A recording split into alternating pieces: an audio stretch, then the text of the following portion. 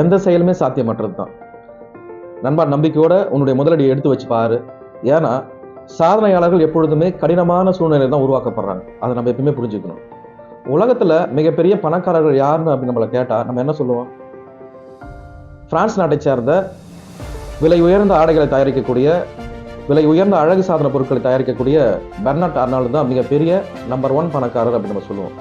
அவருடைய சொத்து மதிப்பு என்னன்னு பார்த்தீங்கன்னா 17.48 லட்சம் கோடி ரூபாய். அதன் பிறகு விண்வெளியில் செல்லக்கூடிய ராக்கெட்ல இருந்து சாலையில் செல்லக்கூடிய எலக்ட்ரிக் கார் வரை இவற்றை அனைத்தும் தயாரிக்கக்கூடியவர் அமெரிக்காவை சார்ந்த எலான் மஸ்க். அவருடைய சொத்து மதிப்பு பார்த்தோம்னா 15.32 லட்சம் கோடி ரூபாய். மூன்றாவதாவது இருக்கக்கூடியவர் அமேசான் நிறுவனத்தினுடைய அமெரிக்காவை சார்ந்த ஜெஃப் பெசோஸ் தான் மூன்றாவது இடத்துல மிகப்பெரிய பணக்காரராக இருக்கார். இதெல்லாம் இதுக்கு சம்மந்தமே இல்லாமல் இப்போ இதை சொல்றீங்க அப்படின்னு நீங்கள் கேட்டிங்கன்னா, 19ஆம் நூற்றாண்டில் இவர்களை விட இப்பொழுது அவர் இருந்திருந்தார், இவர்களை விட 3.5 மடங்கு மிகப்பெரிய உலகத்தின் நம்பர் 1 பணக்காரராக இருந்திருப்பார். அவரை பற்றி தான் இன்னைக்கு நம்ம பார்க்க போகிறோம். கவிஞர் வைரமுத்து வெற்றிக்கும் தோல்விக்கும் ஒரு அழகான விளக்கம் சொல்லியிருப்பார். வெற்றி என்பதும் தோல்வி என்பதும் இருவேறு சம்பவங்கள். இந்த வாழ்க்கை என்பது பல சம்பவங்களால் ஆனது அப்படின்னு சொல்லுவார். அது 2 வரியில் சொல்லிட்டு அவர் போயிடுவார். அந்த சம்பவம்னு ஒரு 2 வார்த்தை சொல்றாருன்னா, வாழ்க்கையில இந்த சம்பவத்தை நம்மளை சுற்றி இருக்கிற சமுதாயமும் சரி, நம்ம சுற்றி இருக்கிற நண்பர்கள் சரி, சுற்றி இருக்கிற உறவினர்கள் சரி, இந்த சம்பவத்தை நம்ம ஏற்படுத்துவாங்க. அதுக்கு என்ன மாதிரி சம்பவம்னு நீங்களே புரிஞ்சுக்கோங்க. நம்ம ஒரு வேலையை நம்ம செய்யணும் அப்படின்னு நினைக்கிறப்போ, ஏதாவது ஒரு தொழில் நம்ம செஞ்சு வாழ்க்கையில் ஏதாவது முன்னேறணும், ஏதாவது நம்ம செஞ்சு எப்படியாவது போராடி ஏதாவது செஞ்சு பார்ப்போம், ட்ரை பண்ணி பார்ப்போம் அப்படின்ற ஒரு செயலை நம்ம இறங்குவோம். ஆனால் சிலர் அந்த செயலை எதுக்கு நீ செய்ய போகிற, உனக்கு அது சரிப்பட்டு வராது, உன்னால் செய்ய முடியாது, உங்கள்கிட்ட என்ன திறமை இருக்குது, உனக்கு அந்த அளவுக்குலாம் நாலேஜ் இல்லை, உன்னால் செய்ய முடியாது அப்படின்ட்டு ஏதாவது ஒரு குறை சொல்லுவாங்க. அதனால் காதில் வாங்காமல் ஒரு பொருட்டாக நினைக்காம நம்ம வேலையை நம்ம பார்த்துக்கிட்டு நம்ம ஒரு முறை செஞ்சு பார்ப்போம், நம்ம ஒரு முறை ட்ரை பண்ணி பார்ப்போம் அப்படின்ட்டு அந்த வேலையை நம்ம செஞ்சு பார்த்தா அதுக்கு வெற்றியோ தோல்வியோ அது ஒரு பாடமாக நம்ம எடுத்துக்கலாம். அதனால் பிற்காலத்தில் இதே போன்று ஒரு இளைஞன் தன்னுடைய வீட்டில் நான் ஒரு தொழில் செய்ய போகிறேன் அப்படின்ட்டு தன்னுடைய வீட்டில் போயிட்டு சொல்கிறான். அவர் உற்றார் உறவினர் சொந்தக்காரங்க எல்லாமே, உனக்கு தேவையில்லாத வேலை பார்த்து நீ எதுக்கு நீ இந்த பணத்தை வீணாக்க போகிற, இருக்கிறதே கொஞ்சம் நெஞ்ச பணம் தான், அந்த பணத்தை எடுத்து போய் தொழிலில் போட்டு வீணாக்க போகிறேன் அப்படின்ட்டு அவரை கேள்வி செய்கிறாங்க. அவரை ஏளனமாக பேசுகிறாங்க, உனக்கு சரிப்பட்டு வராது அப்படின்ட்டு ஒரு மாதிரி பேசுகிறாங்க. ஆனாலும் அவர் தொடர்ந்து முயற்சித்து அந்த பணத்தை வைத்து கொஞ்சம் கொஞ்சமாக தன்னுடைய முயற்சி, உடல் உழைப்பு இதெல்லாம் போட்டு பல்வேறு கடினமான உழைப்புகளை தாண்டி 19ஆம் நூற்றாண்டில் மிகப்பெரிய பணக்காரராக உருவாக்குறார். இது குறிப்பிட்ட காலங்களே ஒரு மிகப்பெரிய பணக்காரராக ஆகிவிடலை. பல்வேறு துன்பங்கள், பல்வேறு துயரங்கள், பல்வேறு பிரச்சனைகளுக்கு பிறகுதான் அவர் மிகப்பெரிய ஒரு பணக்காரராக ஆகிறார். வைரமுத்து சொன்ன மாதிரி நிறைய சம்பவங்கள் நம்ம வாழ்க்கையில் ஏற்பட்டாலும் அந்த சம்பவங்கள்லாம் தூக்கி ஓரம் வச்சுட்டு நம்மளுடைய வாழ்க்கைக்கு என்ன தேவை, நம்மளுக்கு எது தேவை, எதை செஞ்சால் நம்ம வாழ்க்கைக்கு இது சரிப்பட்டு வரும் அப்படின்னு நமக்கு தெரியும் இல்லையா, அதை நோக்கி நம்ம ஓடுவோம். அதனால அந்த 19ஆம் நூற்றாண்டில் மிகப்பெரிய பணக்காராக இருந்த ஒரு இளைஞரை பற்றி தான் நம்ம இன்னைக்கு பார்க்க போகிறோம். 1839 அமெரிக்காவின் நியூயார்க் நகரில் ரிச்சர்ட் என்ற கிராமத்தில் ஒரு ஏழை விவசாயின் மகனாக ஒரு இளைஞன் பிறக்கிறான். அவருடைய வயது காலங்கள் சிறு வயதிலிருந்தே தன்னுடைய தந்தை கூட விவசாயங்கள் செய்வது இது போன்ற பணிகளில் அந்த இளைஞன் செய்கிறான். அதன் பிறகு இதுவே நமக்கு வேலையை இருந்துடக்கூடாது அப்படின்ட்டு சின்ன சின்ன வேலைகள்லாம் போய் செய்கிறான். உருளைக்கிழங்கு கட் பண்ணி சிப்ஸ் போட்டு அதை விற்கிற வேலை, அதன் பிறகு நூலகத்தில் போய் பணி செய்கிற வேலை, இது போல் சின்ன சின்ன வேலைகளை செய்துட்டு இருக்கான். இது அவனுக்கு கடைசி வரை இது சரி வராது அப்படின்னு மனதில் முடிவு பண்ணிட்டு தன்னுடைய தந்தை கிட்ட போயிட்டு, அப்பா நான் இது போல் ஒரு தொழில் செய்ய போகிறேன், எனக்கு கொஞ்சம் கடன் வாங்கி பணம் கொடுங்க அப்படின்னு கேட்குறாரு.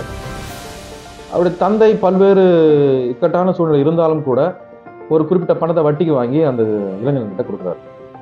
அந்த இளைஞன் என்ன பண்ணுறான், அந்த பணத்தை வைத்து முதலில் என்ன செய்யணும் அப்படின்னு யோசிக்கிறதுக்கு முன்னாடி இங்கே அமெரிக்கா நகரத்தில் என்ன மக்களுக்கு தேவை அப்படின்றத யோசிக்கிறோம். நம்ம எந்த தொழில் செய்கிறோன்றது முக்கியம் இல்லை, அந்த தொழில் பிறருக்கு பயன்படுமா, இரண்டாவது அந்த தொழிலால் நம்மளுக்கு பயனாகுமா என்பதை நம்ம கண்டிப்பாக யோசிக்கணும். அதை தான் அந்த இளைஞன் யோசிச்சான். 19ஆம் நூற்றாண்டில் அமெரிக்கர்கள் இருள் நேரங்களில் மெழுகுத்திரிகளை பயன்படுத்துகிறாங்க. பணம் உள்ளவங்க, வசதியானவங்க வீட்டில் உள்ள விளக்கு எறிவதற்கு ஒரு சில வீட்டில் மட்டும் கரோசின் பயன்படுத்துகிறாங்க. இந்த எண்ணெயுடைய தேவைகளை புரிந்து கொண்ட ராக்ஃபெல்லர் என்ன பண்ணுறாரு, ஒரு ஆயில் கம்பெனியை ஸ்டார்ட் பண்ணுறாரு. அமெரிக்காவில் உள்ள ஒட்டுமொத்த மக்களின் எண்ணெய் தேவையின் முக்கியத்துவத்தை புரிந்து கொண்ட ராக்ஃபெல்லர் தன்னுடைய தந்தையிடம் ஒரு சிறிது பணத்தை வாங்கி கொண்டு தன்னுடைய 2 நண்பர்களோட 1962 ஒரு ஆயில் கம்பெனியை ஸ்டார்ட் பண்ணுறாரு. பிறகு 1870 அந்த கம்பெனிக்கு இவர் மட்டும்தான் ஓனராக ஆகிறார். அந்த கம்பெனிக்கு இவர் ஸ்டாண்டர்ட் ஆயில் கம்பெனின்னு ஒரு பெயரும் வைக்கிறார். இவ்வாறு வாழ்க்கையில் பல்வேறு துன்பங்கள் பிரச்சனைகள் வந்தாலும் பல்வேறு சோதனைகள் வந்தாலும் அந்த சோதனைகளை சாதனைகளாக மாற்றி உலகத்தினுடைய மிகப்பெரிய பணக்காரராக ஆன ராக்ஃபெல்லரை பற்றி தான் நம்ம பார்க்க போகிறோம். இவ்வாறு ராக்ஃபெல்லருடைய ஸ்டாண்டர்ட் ஆயில் கம்பெனி மிகப்பெரிய அமெரிக்காவில் லாபத்தை ஈட்டுறாங்க. அதன் பிறகு பல்வேறு காலங்களுக்கு பிறகு 1879 இவருடைய கம்பெனிக்கு ஒரு பெரிய அதிர்ச்சி. அந்த கம்பெனியை மூடுற மாதிரி ஒரு தகவல் வருது. ஏன்னா 1879 தாமஸ் ஆல்வா எடிசன் பல்பு ஒன்று கண்டுபிடிக்கிறார். இதனால வீடுகள், தெரு விளக்குகள் போன்ற இடங்களுக்கு கரோசின் பதிலாக கரண்ட் பல்பு பயன்படுத்த ஆரம்பிக்கிறாங்க. இதனால கடுப்பான ராக்ஃபெல்லர் சிறிது காலம் கொஞ்சம் அமைதியாக இருக்கார். சிறிது காலத்திற்கு பிறகு ராக்ஃபெல்லருக்கு சந்தோஷமான செய்தி ஒன்று வருது. அதன் மூலமாக ஸ்டாண்டர்ட் ஆயில் கம்பெனி பல மடங்கு லாபம் ஈட்டுறாங்க. அது என்னன்னு பார்த்தீங்கன்னா 1886 கார்ல் பென்ஸ் என்பவர் கரோசினில் ஓடுற ஒரு என்ஜினை கண்டுபிடிக்கிறார். அதன் மூலமாக உலகத்தின் முதல் ஆயில் காரையும் சக்ஸஸாக உருவாக்கி காட்டினார். அதன் பிறகு சில வருடங்களிலேயே நிறைய கார் கம்பெனிகள் உருவாக ஆரம்பிச்சு. அதை தொடர்ந்து gas engine, petrol engine, diesel இன்ஜினையும் கண்டுபிடிச்சாங்க. இதனால ஸ்டாண்டர்ட் ஆயில் கம்பெனி பல மடங்கு உயர்ந்தது. காரை தொடர்ந்து பைக்கு, ட்ரெயின், கப்பல், விமானம் அப்படின்னு எல்லாமே பெட்ரோல் டீசல் இன்ஜினை வச்சு தயாரிக்க ஆரம்பிச்சாங்க. அப்படி அடுத்தவங்க தயாரித்த எல்லாமே ராக்ஃபெல்லரின் ஸ்டாண்டர்ட் ஆயில் கம்பெனியை பல மடங்கு பணக்கார கம்பெனியாக மாற்றிக்கிட்டே இருந்தது.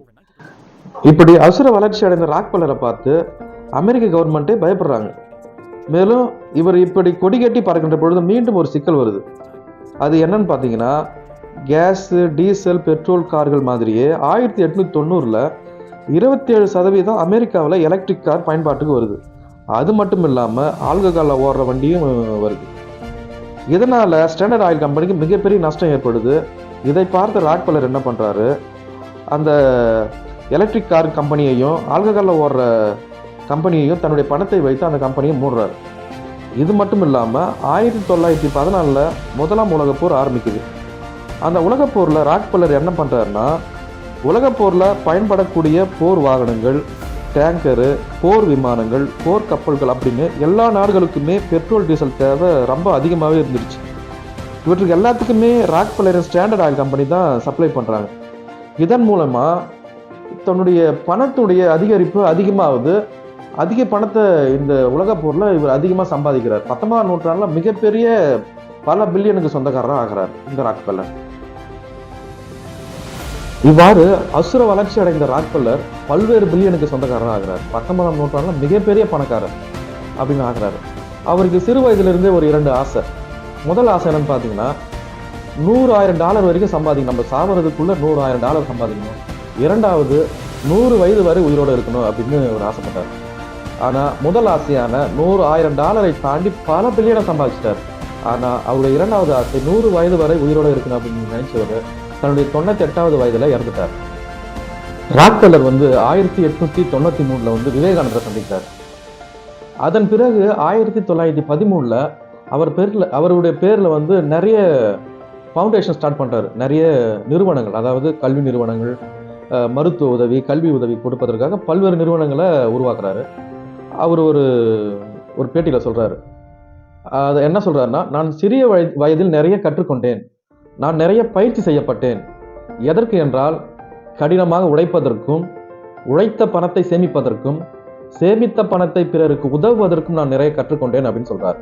இவ்வாறு பல்வேறு சேவைகளை செய்த ராக்ஃபெல்லர் 1913 ராக்ஃபெல்லர் ஃபவுண்டேஷன் ஒன்று தொடங்குறாரு. அந்த ஃபவுண்டேஷன் தான் உலகத்திலேயே அதிகப்படியான சேவைகள் செய்கிறாங்க. என்னன்னு பார்த்தீங்கன்னா, சிகாகோ யூனிவர்சிட்டியை இவர் தான் தொடங்குறாரு. ராக்ஃபெல்லர் யூனிவர்சிட்டி இவர் தான் தொடங்குறாரு. சென்ட்ரல் யூனிவர்சிட்டி ஆஃப் பிலிப்பைன்ஸ் அப்படின்னு சொல்லப்படுற பிலிப்பைன்ஸில் இருக்கிற யூனிவர்சிட்டியை இவர் தான் தொடங்குறாரு. அது மட்டும் இல்லாமல் நிறைய கல்வி உதவித்தொகை கொடுக்குறாங்க.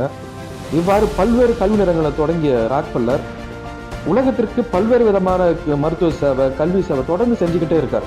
நீ எதற்கும் ஆகி இல்லை அப்படின்னு பல இடங்களில் சொல்லப்பட்ட பல நபர்கள் தான் இன்னைக்கு வாழ்நாள் சாதனையாளர்களாக இருந்திருக்காங்க. இப்போ அதே போல தான் நம்முடைய ராக்ஃபெல்லர் அவருடைய கம்பெனி தொடங்குறதுக்கு முன்னாடி அவங்களுடைய பெற்றோர், உறவினர்கள்லாம், அவருடைய சொந்தக்காரங்களாம் என்ன சொன்னாங்க, இதெல்லாம் உனக்கு தேவையில்லாத வேலை, எது நீ இதெல்லாம் செய்ய போற, உன்னால் முடியாது, உனக்கு எதுவும் வராது அப்படின்னு சொன்னாலும் கூட அதெல்லாம் தாண்டி அதெல்லாம் காதெல்லாம் வாங்காமல் ஒரு பொருட்டாக நினைக்காம தன்னுடைய முயற்சியை கைவிடாமல் பல சோதனைகளை சாதனைகளாக மாற்றி உலகத்தினுடைய 19ஆம் நூற்றாண்டில் மிகப்பெரிய பில்லியனராக, மிகப்பெரிய பணக்காரரான ராக்ஃபெல்லருடைய முயற்சி மிக அளப்பெரியது. இதே போலதான் உன்னை சுற்றி இருக்கிறவங்க ஏன் இந்த உலகமே உன்னால முடியாது, நீ எதற்கும் லாகிலன்னு சொன்னா கூட ஒரே ஒரு நபர் மட்டும் இந்த வார்த்தையை சொல்லவே கூடாது. அது யாருன்னா நீங்க தான். என்னைக்கு நம்மளுடைய தோல்வியை நம்ம ஒத்துக்கிறோமோ ஏத்துக்கிறோமோ அன்றைக்கு தான் நம்முடைய தோல்வி நிரந்தரமாகுது. அதனால என்னால முடியும் என்ற நம்பிக்கையை எந்த காலத்திலும் விட்டுறாதீங்க. அப்பதான் உங்களால முடியும், நம்மளாலையும் முடியும். தோல்விகள் தருகின்ற பரிசு அனுபவங்கள் தானே தவிர அவமானங்கள் அல்ல என்பதை நம்ம புரிஞ்சுக்கணும். பல்வேறு தடைகளை தாண்டி சோதனைகளை சாதனைகளாக மாற்றிய ராக்பெல்லரை போல நாமும் நமக்கு வருகின்ற பல்வேறு தடைகளை தாண்டி சோதனைகளை தாண்டி பிறர் கூறுவதை காதில் வாங்காமல் நம்மளுடைய இலக்கை நோக்கி நம்ம ஓடணும். அதுதான் மிகப்பெரிய வெற்றியா நம்மளுடைய வாழ்க்கையில் அமையும். கனவினை நோக்கி தொடர்ந்து ஓடுவோம். வெற்றி பெறும் வரை அல்ல, இலக்கை அடையும் வரை. குறைகளை கீழே பகிருங்கள். வாழ்வில் தொடர்ந்து முயற்சிப்போம்.